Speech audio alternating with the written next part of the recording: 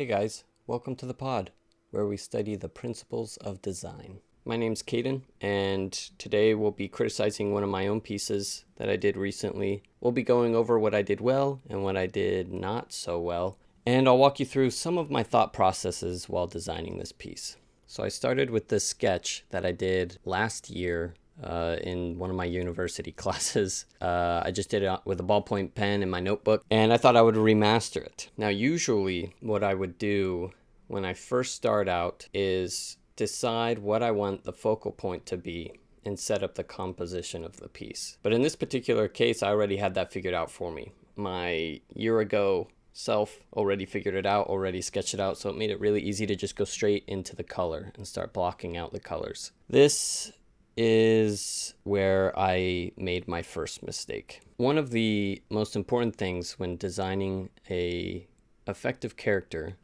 is a focus on an interesting and readable silhouette. And I didn't do that here. I just went with the silhouette that I created a year ago. And obviously skills change in a year's time. If I were to make this black and white and just show you the silhouette of this character, it would be incredibly difficult to read. You wouldn't be able to tell what was going on. If I were to go back, I would resketch this and try a different silhouette.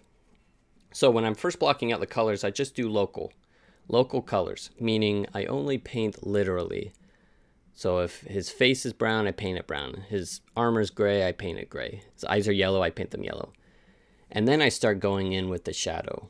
And this is where the fun really happens. When you start adding in the shading and the lighting that makes things stand out and pop. And I bring the arms and the sword forward and try to set the rest of the body back. Trying to make the eyes the focal point. That's a really easy focal point when creating a character, are the eyes. Naturally, humans are drawn to looking at the eyes. So I decided to make that the focal point of this piece because it's an owl with big yellow eyes, really stands out, and it made it very easy to work with. Another point, while I'm just working on the lighting here and tweaking some things, another point that I want to make is that I not once switched my paintbrush in Photoshop. I used the same paintbrush the entire painting. I don't always do this, but I felt with this painting it was important to keep the consistency with texture and have it all be cohesive. Now, that's not to say you can't use multiple brushes. I think there's a lot of power. That's one of the main reasons why digital painting is so powerful, is because of the versatility and the options that you have. But it was refreshing for me to use a single paintbrush to show that it isn't the tools that you use, but it's the principles of design that you apply to those tools and apply to your piece of work that really drive the piece home. The reason I am criticizing my own work is because I've learned that self-criticism is one of the most important aspects of an artistic career's growth. If you can criticize your own work and really dig deep and find the reasons why your piece is lacking and where it can improve, that's when you can flourish and thrive as an artist, when you can understand the principles of design. When I first started out, I got a lot of compliments and it did more damage than it did good. I got into the mindset that I knew what I was doing.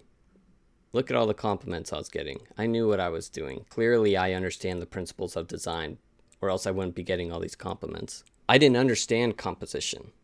I didn't understand perspective or color theory. And so the more I studied them, the more I was able to see the faults of my own work and professionally and constructively criticize my own work so that I could improve and learn from it.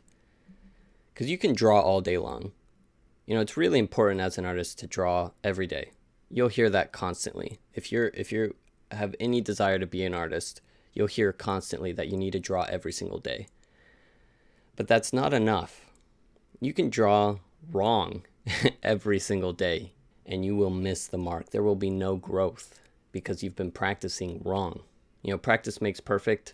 I don't believe that. I think perfect practice makes perfect. If we go back to art, until you study the principles of design, then you can turn that practice into a learning experience and criticize your own work and improve your design. After that rant, let's get back to my piece. So I added a chrome blade, very shiny. I did that to bring it forward and separate it from the rest of the piece and add another layer of dimension and add layers to this piece. If you notice, I also blend a lot of shapes together. I blend a lot of things together. If you look at his back right shoulder, or left from our point of view, back left shoulder blends right into his arm. The shadow under his main shoulder plate blends all those shapes together. Around his crotch area, all those shapes are blending together. This helps to mask out that portion of the piece and focus the viewer's eye on the focal point. I don't care about what's going on in those secondary places of the piece. What I care about is the focal point. I learned this from Marco Bucci, probably my favorite artist of all time. That's a shout out, Marco, if you ever see this. I love you. Marco Bucci taught, when you're creating a piece, it's almost a game between you and the viewer. I'm only going to give the viewer a portion of the information, and the viewer has the fun part of imagining what the rest looks like. Now, I could go through and I could render out every individual piece of this armor, that back shoulder plate, and all the folds and pieces of metal around his waist. But that would take away from the focal point of this piece, which is the owl's eyes. I purposefully left those bland and flat, melted away, in order to serve the greater purpose, which is the focal point. So thank you, Marco Bucci, for teaching me that. Okay, so the two main things that I think I would need to improve on with this piece is the silhouette. We already touched on that. This has a very illegible silhouette. The second thing is probably spend a little more time figuring out that forward hand. At first I wanted to just make it look like long feathers. That didn't work. And now I've got this weird looking arm thing and I really don't like it. So if I were to redo it, I would fix that. So that's it for today's episode. I hope you enjoyed it. Let me know what you think. Let me know. I've never done this before. I've never made a video like this. So let me know what you think. If you want me to make more, if you want to see more of my self-criticism, maybe I can explain a principle of design that you're curious about, explain everything that I know about it. Just let me know and we can all grow as artists. Thanks for watching.